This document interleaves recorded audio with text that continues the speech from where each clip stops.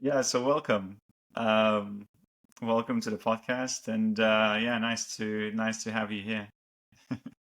Thanks, Thomas. I'm really excited to meet you and to be here.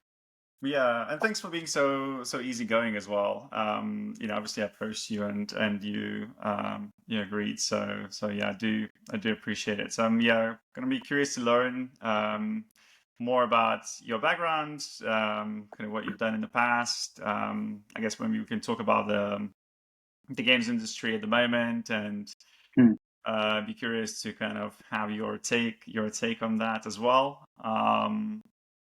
But yeah, I mean, I guess maybe we can start with you telling me a little bit about yourself, sort of what you do at the Yeah, moment, and yeah, we can go from there. Just a quick introduction, maybe from your side.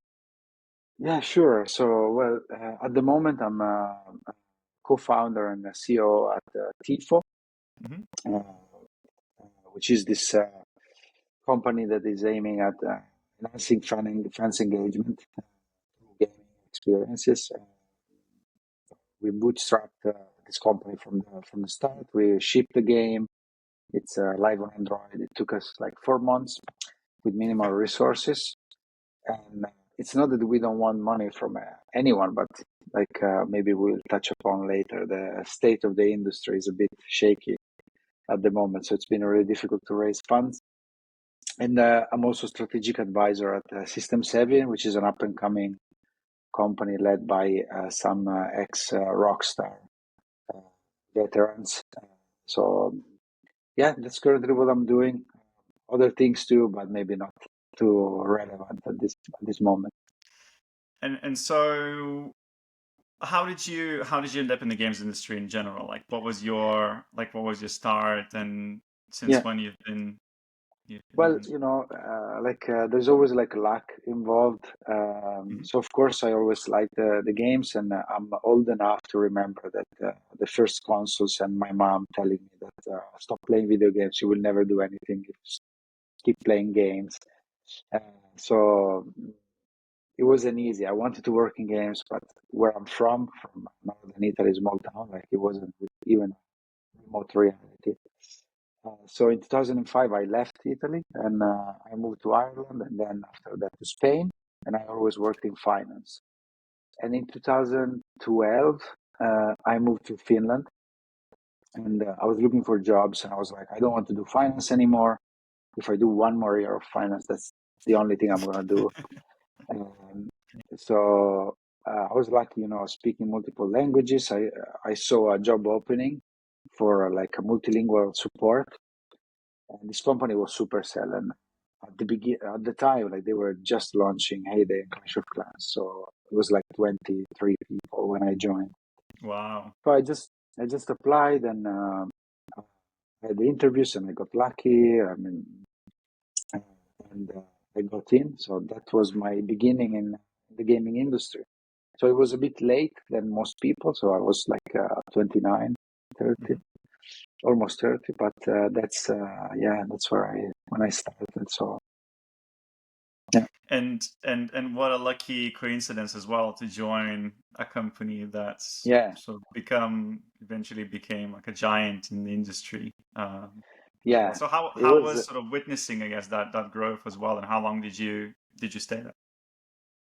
yeah. I was just about to say that it was so crazy because I just joined this company. Like I was still sort of small, and uh, I think Heyday was launched a month before I joined, or 2 months, and Clash was like a month before, something like that.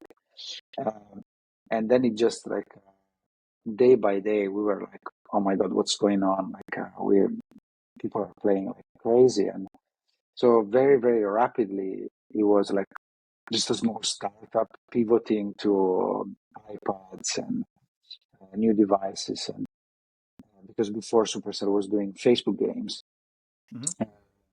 to like a giant, like making lots of money every day, lots of players to handle. So we didn't even have the tools. So it was a crazy growth, which comes with pains as well. Like from my side, like I just had a daughter, my first daughter, and I was traveling a lot, and it was getting to my head, like not being able to be home more often, and couldn't really handle the travel stress and these things. But other than that, the company was fantastic, like best place I've ever worked by far. Okay. Yeah. Okay. Very, very interesting. And so what did you do? What did you do after? Yeah, After so I Super? stayed there like a bit less than 3 years. My role was basically to help and build the outsourcing infrastructures for support, community, localization. So I Hmm. was traveling to different locations, like building teams. And my team, when I left, was like 200 people, something like that, in another part of the world. And I got this opportunity to join another startup from AAA and mobile veterans called PlayerAven. Hmm. I was like, okay, this allows me to step up in terms of like role, but at the same time be a more with my family.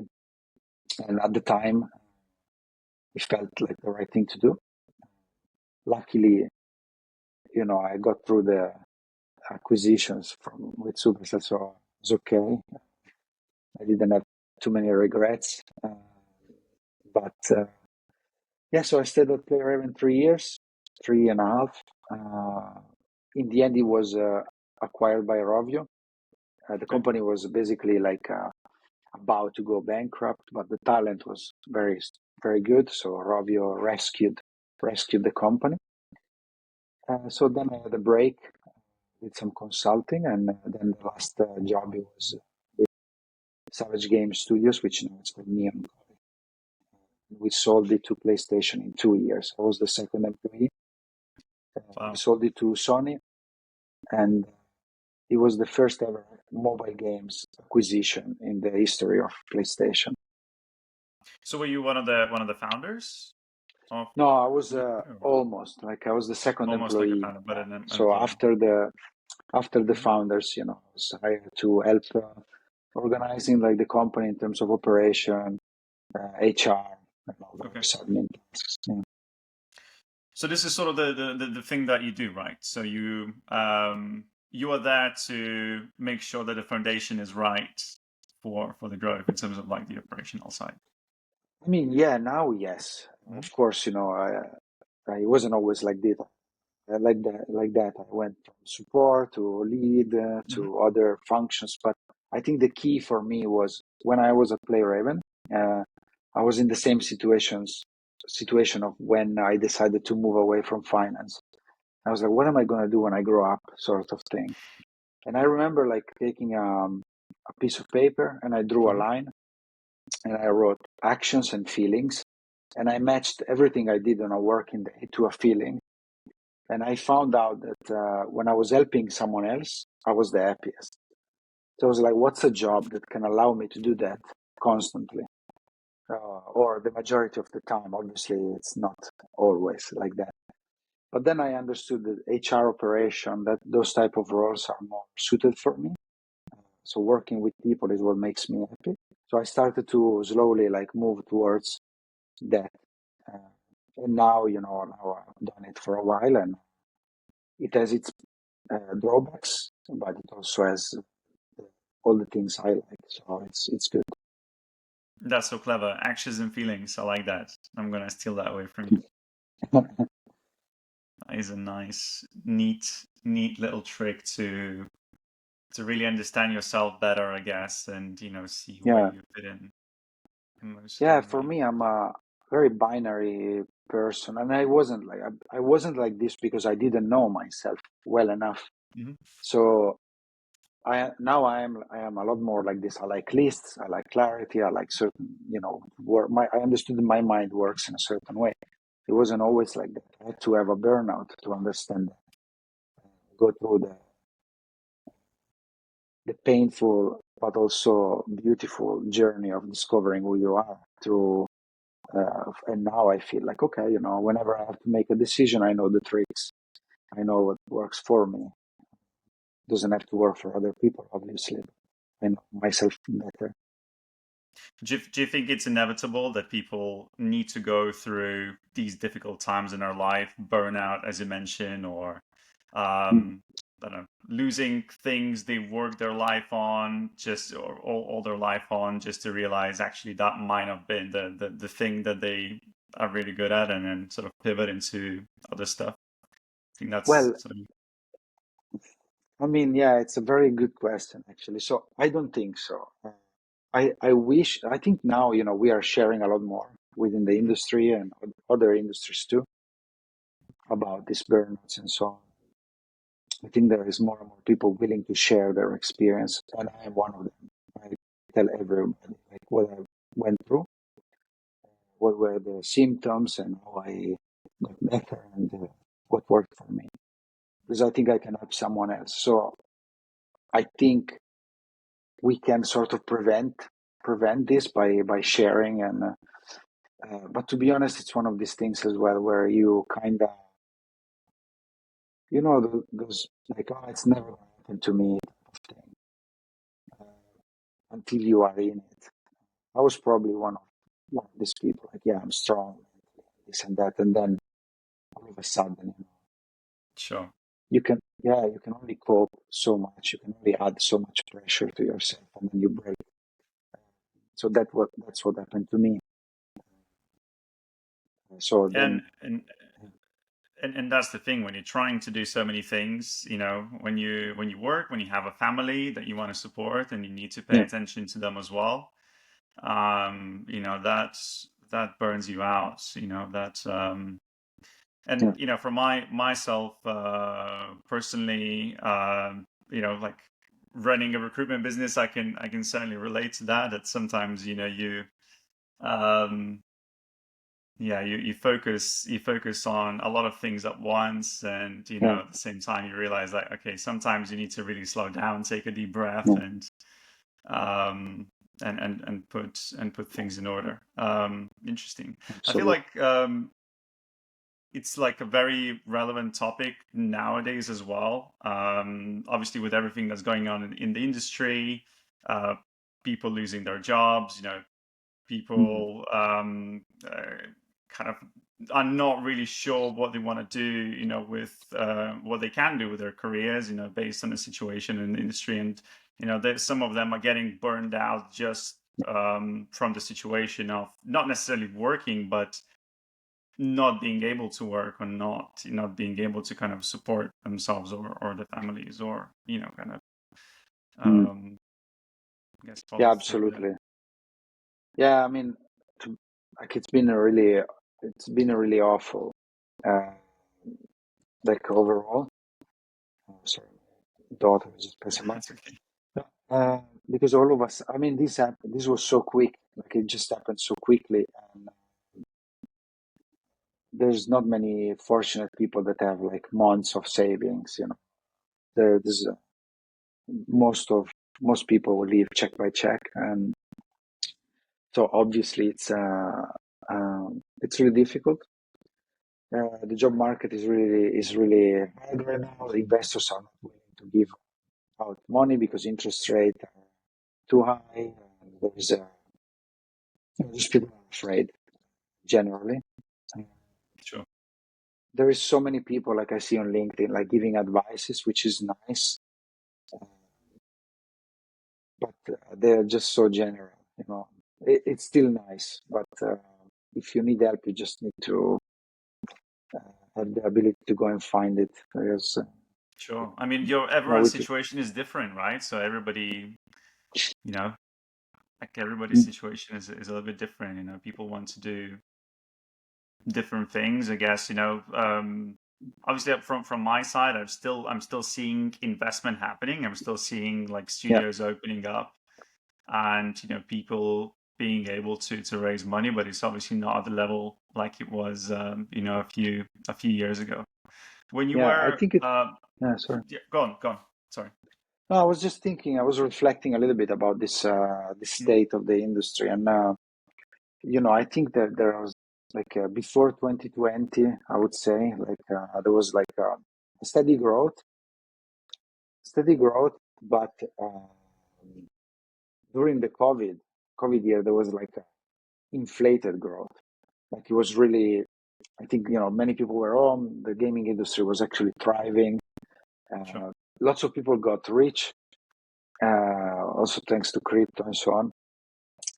But now that almost like fake uh, industry is not existing anymore, it sort of went back to what it was before.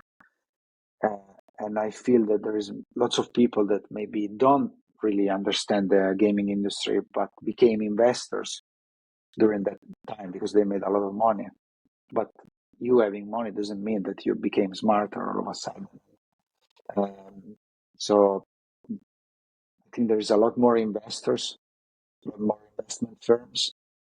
Uh, Maybe the knowledge is not as strong as before. I would have preferred less, better quality like it was before. sure. I guess I can also see from my perspective that there's just like an oversupply of content nowadays. There's Yes. just so many games that are out there, and people only have so much time on their hands to be able to choose like what they want to play. Yeah. And obviously, for gaming studios to thrive, they need players. They need people Yeah. buying their games, and it's just very difficult to, I guess, nowadays to come up with something different and unique and really good quality wise, Yeah. I because mean, it's a there big is the. investment to make a game, no? So Yeah, it's it is, and it's getting more and more expensive. And like AAA games, they take forever. The budget is insane. So we all know like those titles that are never coming out, like after years and years in development and so on. So then mobile games, there is the problem of this IDFA. So it's a lot more difficult to acquire users because you can tailor the ads. Uh, so it's been really, really tough. Uh, like you said, there is an oversupply of things. So nowadays, I think one of the best that is like these double A games. They cost like reasonably, they have reasonable price, like 30, 40 euros, 20, sure. something like that. But for example, these new games that are coming out, like 80 euro. I wanted to buy a game like the other day. I was like, 80 euro. I want to spend that. So It's a it's commitment, getting, right? It's a commitment to buying yeah, yeah, something. yeah, And I exactly. think and I think if you do spend that money on a game, really want to make sure that you're buying something of quality. So a lot of people perhaps don't buy it right away. They want to make sure that the reviews are positive, Yeah, before committing to yeah, true. something like that. Do they? Yeah, And then yeah, that comes down to okay, if you're selling the game and that sort of price, you really need to make sure that the quality of your product is very high. Um, yeah, or as you absolutely. said, Yeah. try and maybe make something different. Were you during your career, were you involved in uh, like raising money and raising rounds and helping or advising Yeah. founders how to do that? And is it something that you do maybe currently? And Yes. like, what's your take maybe from that perspective on how the situation is now to how it was, I don't know, like a few years ago? Like, what are the investors looking for now as opposed to, what were they looking for Yeah. before? That's a good question. So, of course, it wasn't like this at the beginning, but slowly but surely, I started to get more and more involved into helping raising funds, either for other studios as an advisor, like I'm doing now with System Savvy, or as a founder or as a support to founders. Um, I would say that the first experience was as a support to founders. Hmm. So it was more like sparring. When you're a founder, you're often sort of lonely. It's a lonely job, where basically it's a constant depression thing, because it's so hard. You receive so many no's, so many bad news, and then every now and then you have like a good moment. So anyway, so as a sparring partners, two lonely founders, I was helping them, like finding an angle, um, trying to review decks, things like Hmm. that. And then, as I understood more and more, like I could have on other things too, like, okay, you need this legal thing, you need to know that, you need to know. Like, the structure of a deck is done in a certain way. Uh, Not every founder know that, like especially first-time founders. So by the time I founded my company, I had this knowledge of understanding more or less how a deck is made. And I'm saying more or less because even if you founded like 10 companies, you will still make mistakes. Sure. I remember in this company where I worked, founders were really experienced, and we were a bit maybe cocky to say like, hey, we will not do those mistakes, and we did all of them. So now when I founded my company, I was pitching, of course, helping with the slides, uh, making running the numbers if you want to understand the potential growth, helping with the business angle and so on. I think, one suggestion that I could give is to avoid changing your deck many times, because every time you talk to investors, they will have their opinion. And one investor will tell you, I want to see, now to make a silly example, like I want to see the team slide first. And someone will be like, oh, the team, I prefer the last Hmm. slide. I don't care. I don't want anything in the appendix. And if you are like a first time founder, I think you start to make all these changes. And then you kind of lose the original strategy of the original mean of the company. Like, okay, this is what we do. It happened to me that I spoke to some investors, and we told what we wanted to do, and they said to me like, okay, but why don't you do free to play multiplayer first person shooter? And I was like, but this is not what we are doing. But they were interested in that Right. because they Okay. said, oh, we like you, but we want that. And I was like, okay, but it's not. So it's easy uh, to get into some meetings, and people are maybe not voluntarily, but they have their own opinions, and they try to change the goalposts, and you kind of, because it's you asking, it's a psychological thing. Hmm. It's you going to ask, so you are more willing to change uh, instead of them. In a reverse position, you'll probably do the same.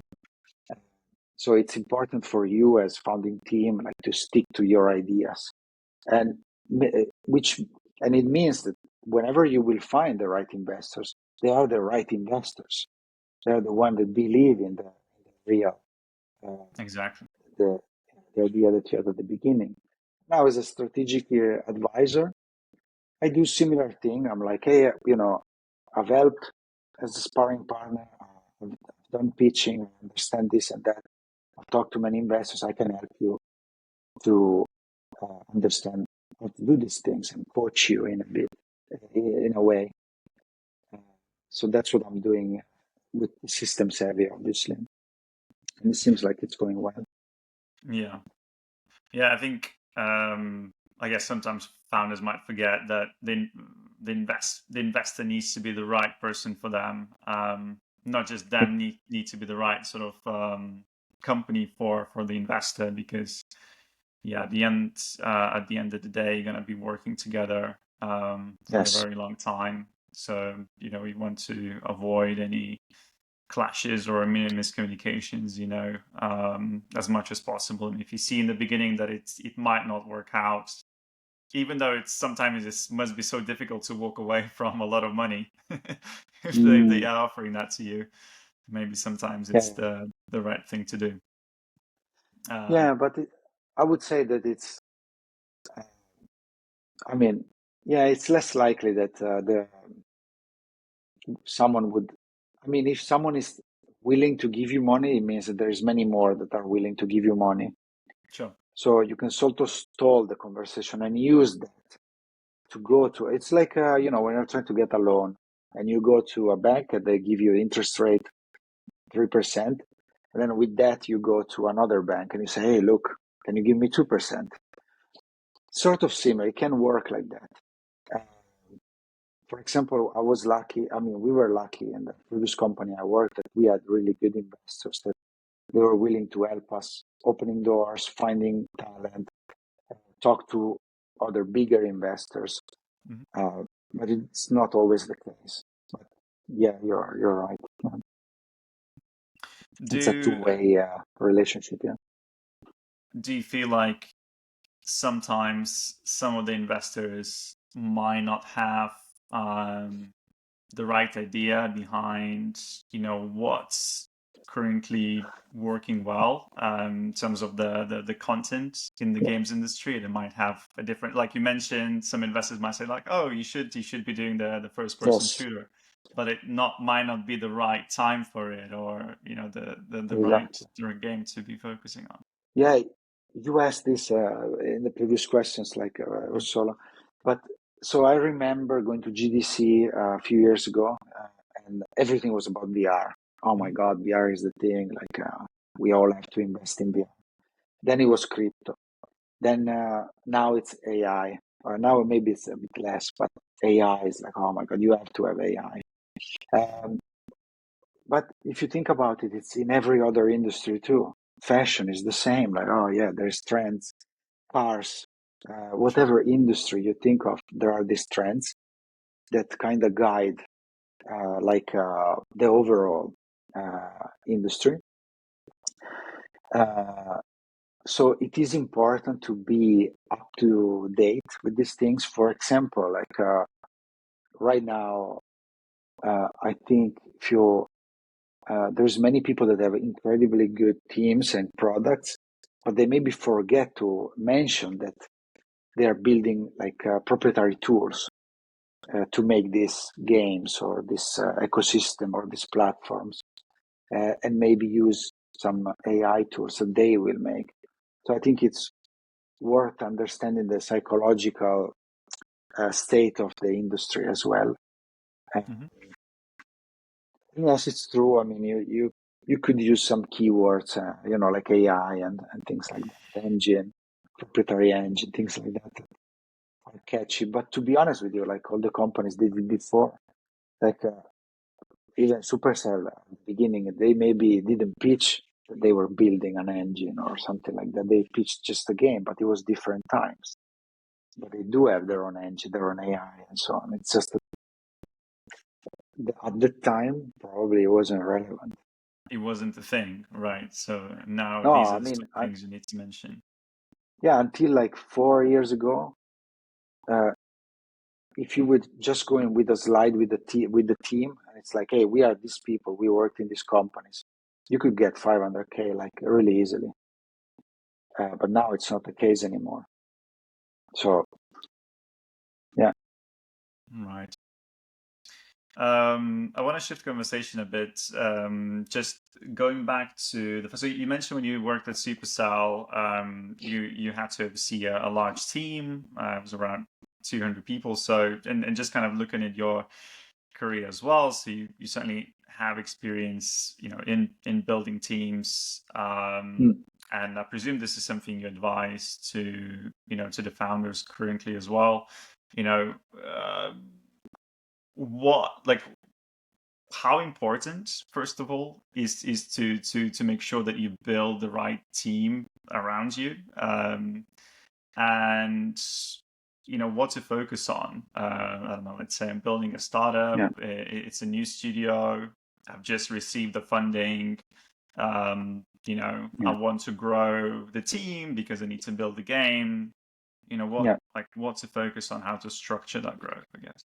Well, I'm not gonna give you like this answer that everybody does, and it's like, oh, you know, you're gonna make a mistake. You might have the right intention, you might have done it many times, but you're still gonna make mistake. And the mistake is because you're rushing into it. There is a lot of excitement when you're building a startup. Like, for example, when we built the current TIFO, the co-founding team, Mm-hmm. I explained the idea of the business to many of my friends, and they were so excited, and everybody wanted to join. And they were my friends, and I worked with some of them. But what happened is that it didn't work out. Not many people want to work for equity, for sweat equity. People are used to certain things, and they don't want to give up those things. So, or maybe they are not a fit. It was a fit in a larger team, but when you work like in a different context, they are not. So there isn't like the perfect answer or solution. It's a trial and error, and the only thing you can do is find a person that is maybe you've worked with for several years, or you have shared lots of beers together, lots of free time together, so you know this person also outside of our context. Uh, like you said before, it's always like, let's say, okay, the co-founding team is one thing. It's super difficult. I've seen so many co-founders like splitting, being replaced. It's just like how it is. Because maybe you have the talent, you have the skills, you have the Sure. willingness to do something, but then when you have to talk to each other, it's not working. And I've seen it. And then if you manage to secure the funding, then you start scaling up. Obviously, everybody's telling, oh, you don't have to do it quickly. But it's always like, again, like a difficult thing to balance because you are excited, you have a bunch of money in the bank, you feel unstoppable, and you just want to hire more people so that the product can go faster, which is not true. They don't go together, those two things. So I would say that having some external advisors that can kind of, it's like having a psychologist, type of thing. That you go there, you just kind of say your things, and then they ask you why. How are you going to do that? And then you sort of like, oh, yeah, maybe you're right. I don't need like 3 more designers. Maybe I can do with one, and maybe use an outsourcing as a support. That's what I would do. I would have like only the vital functions in a studio, the bare minimum, and then everything else you can outsource, especially with today's, the layoffs and so on. There's a lot of talented people work. True. I would True. totally do that. So, yeah. So there isn't one formula, but I would suggest to founders to have some people like maybe external from the company that have nothing invested in it, that can give like an opinion without being, without looking for something in return or something. Just an honest take. Yeah, that's the thing. Sometimes companies they try and grow too big too fast, and they burn through the cash, they burn through the money they have. And in the end, when you hire so many people as well, especially if you're hiring experienced people, they Yeah, come with their own ideas of how to build your yeah, game or how to build a project. And sometimes clashes happen, and you start focusing probably on the wrong things. yeah. I think some of the like more successful games that have been shipped recently, you mentioned the double A as well, Mm, have been made with like less than 100 people. yeah, And yeah, I mean, I think the more and more studios are realizing that you don't need like hundreds or thousands of people to build a successful game nowadays, that people will enjoy playing. yeah, yeah. Of course, like of course I have seen at Supercell how they did the successful games. So just a bunch of really, really talented people. But like you said something about, okay, you're burning through the cash, you're hiring lots of people. I think that's also one of the issues that there is nowadays. Hmm. So how many companies get bought like very quickly? many, and there's no way you can launch a game like, that makes millions in like 1 year or 2 years uh, from inception, I mean, from company inception. So what that Sure. means is that there's a lot more acquisitions that happen on potential, or oh, this is a cool team, like they have like uh, I don't know, 30 people that are all really talented. We could use them as a support studio. So what's happening is the acquisitions happen really quickly. So that could also be a founder strategy. Okay, we got 6 million in the bank, 7 million in the bank. Let's hire everyone, like let the really good people. We pay them a lot, and then we have like 40 people that are like top notch. We're gonna burn Exactly. the cash like in 2.5 years, 3 years, but we're gonna get bought. So it could be also a strategy, like You can build like a solid vertical slice, right? You have a exactly, solid team, and then exactly. you can yeah. I mean, there's a I different went through conversation that that you can too. start. Yeah. Exactly.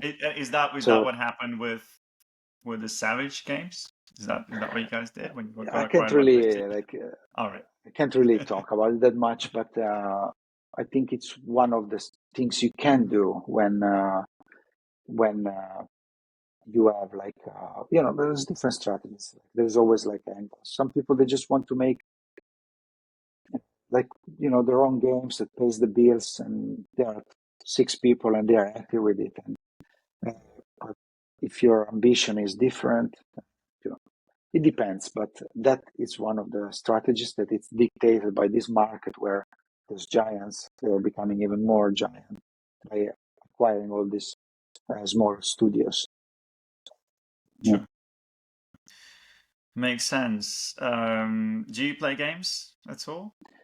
Or do you Yeah, play yeah, at the of moment? course. I play, funnily enough, even though I'm developing mobile games or I've been working on mobile games for a long time, I don't play that much. I think Hmm. it's like a chef, that cooks all day and then when he goes home, like he eats like a frozen pizza. True, true. Um, so for me, I prefer the console experience, or because Mhm. I'm saying console just because I don't have like an expensive PC or anything. But I'm sitting on my couch, big TV, It's easy, right? You nice. just turn on the controller. That's it. Yeah, exactly, exactly. It depends on the time. Like I play different games. I love the Last of Us, Uncharted games, GTA, of course, Red Dead Redemption 2. But I play everything. I like Days Gone, which is a gem that many people didn't play, but it's a fantastic Nice. game. Yeah, yeah. What about you? I I actually prefer playing single player games rather than multiplayer games. I think I saw a stat somewhere as well recently where they said it actually there's more people that prefer playing single player games than multiplayer games Yeah, nowadays. And a lot of companies actually is still focusing on making multiplayer games, which is interesting. yeah, yeah. I But like yeah, uh, I mean, I like single player games. I love The Last of Us. Now I Yeah. play a lot of Elden Ring still. Oh, yeah, Uh, yeah, yeah, yeah.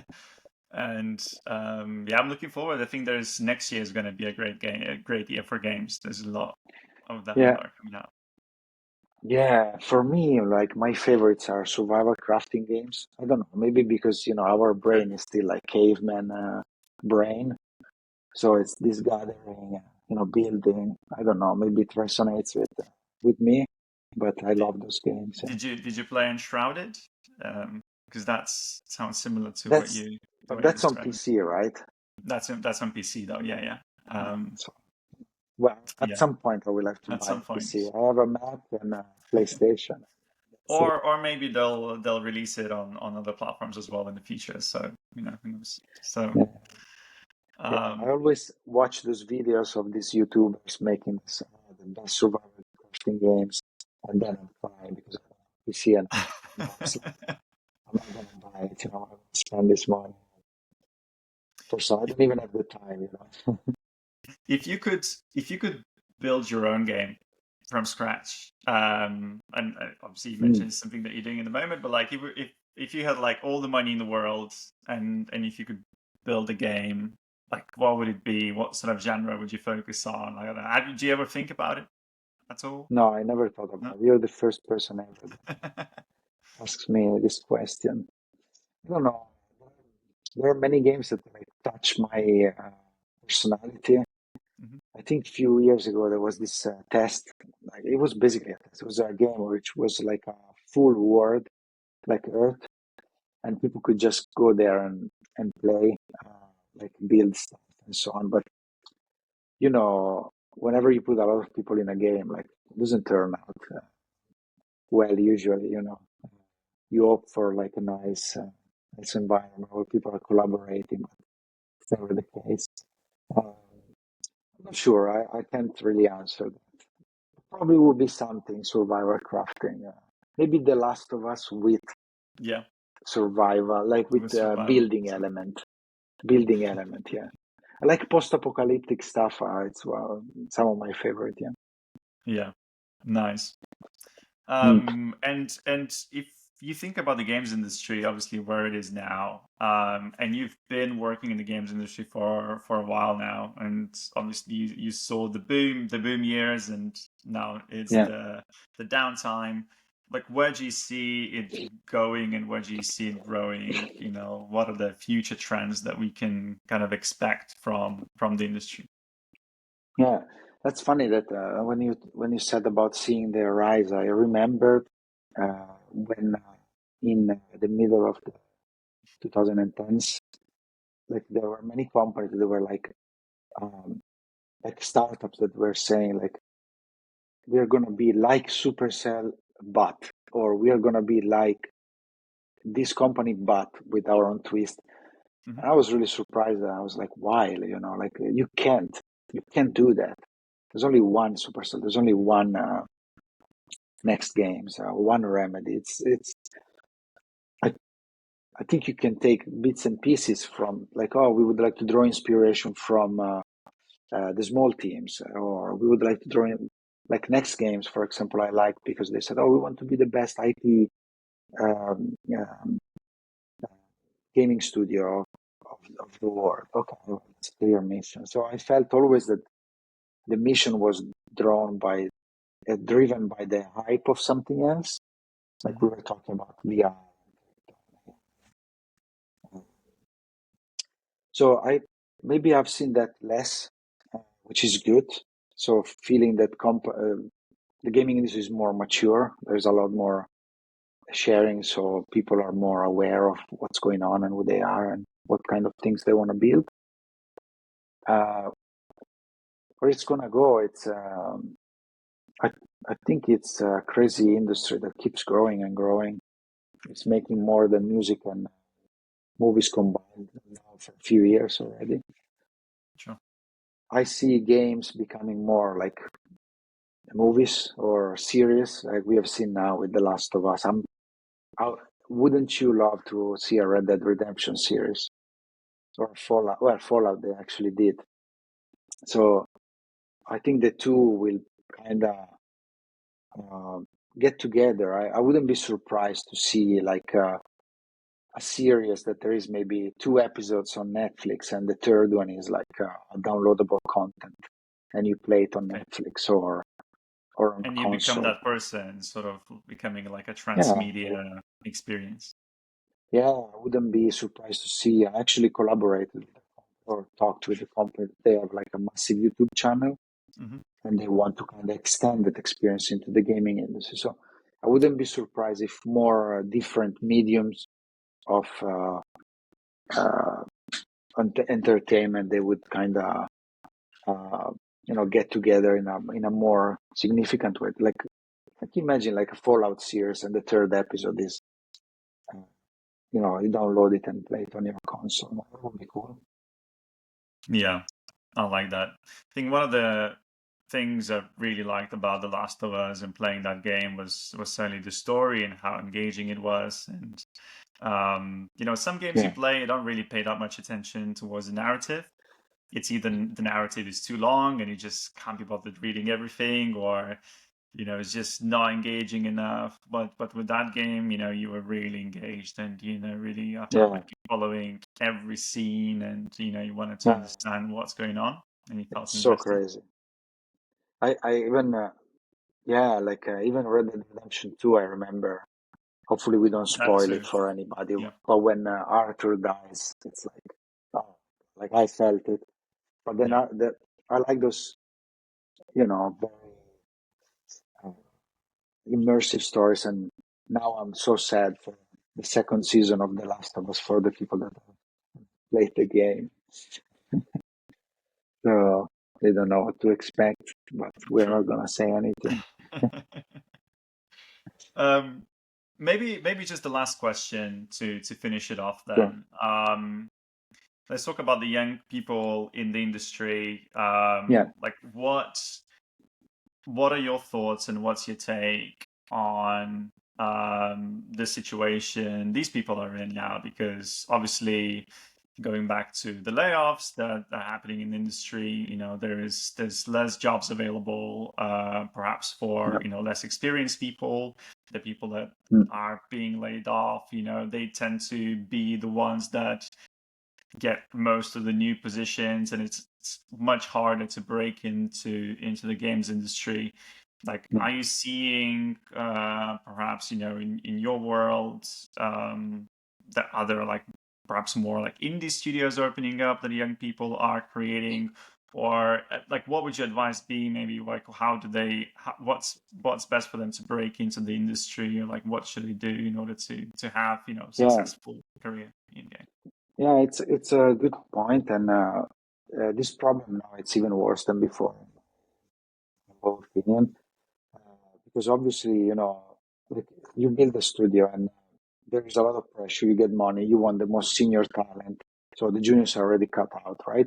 Juniors can only come into the picture if Mhm. you have like 60, 70 people studio or 40, above certain numbers, so that they can be put beside like a senior person that has the time to teach or to take care of the growth of this junior person. But so already people coming out from university, for example, they are pretty much forced to make their own startup, and they have zero knowledge. They're going to be taken advantage of because they don't have the knowledge. It's simple as that. So they're just trying their luck. Um, in a way, it's good because maybe by the time you're 30, you have all the knowledge about building a company and so on, but you have struggled to pay salary, and it's not the best life. Um, and now it's even worse because these companies that are not even hiring, even if they are hiring, they are just hiring senior people, and, and there's no space for juniors.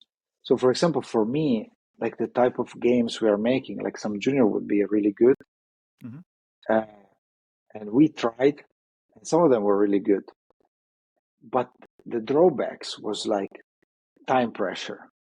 And I know that with the senior, and this is not to diminish the role of a junior person because they are extremely talented, way more talented than me. Like I don't know how to do anything. I don't know how to draw a circle.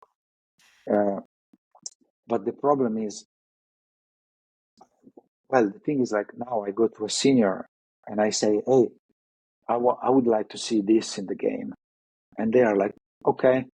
They come back to me and it's like, okay, it's gonna take me like 2 weeks. All right, see you in 2 weeks. So it's kind of like so quick and easy to communicate because they've done it before. I have clear ideas. But when you have a junior, you need to really have the time to be there for them. Otherwise, you just kind of throw them into the fire and see what happens. So if you don't have the time and the resources to dedicate to a junior employee, Mhm. it's counterproductive to hire them almost because it's more the time that you need to dedicate. And this actually goes to another discussion, which is about growing up in the industry too quickly, like going up, which I did. I wanted to become a lead, even though I wasn't ready to be a lead, but it was a peer pressure. Oh yeah, I've been X years in the industry, I should be a senior or a lead. Well, it's not the case. Like, you need to learn certain things before going up. So there is lots of peer pressure, lots of time pressure, and Hmm. unfortunately, it's a problem that it's a constant, and I don't really have an answer on how to fix it. Of course, it's a problem. Sure. No, I'm with you here. I'm with you here. Yeah, sometimes I guess when you're building the game and you're bound by time and bound by the investment that you received, it's yeah, you don't necessarily have the means or the capacity to train like junior people, and that might be the reason why. But hopefully this problem gets resolved, at some point. Mm, Hopefully there are more positions that are opening up for the junior people, and meanwhile, I guess it's important that they are working on their own things and building their own yeah, stuff, so they are gathering some experience that way. And yeah, we'll see where it all ends up. yeah. So, but generally, thank you so much for taking the time to chat. It was really, really interesting. Thank you. Yeah, and really, That really was nice really to meet you. nice. Yeah. Yeah, likewise. It was really nice talking with you. Thank you.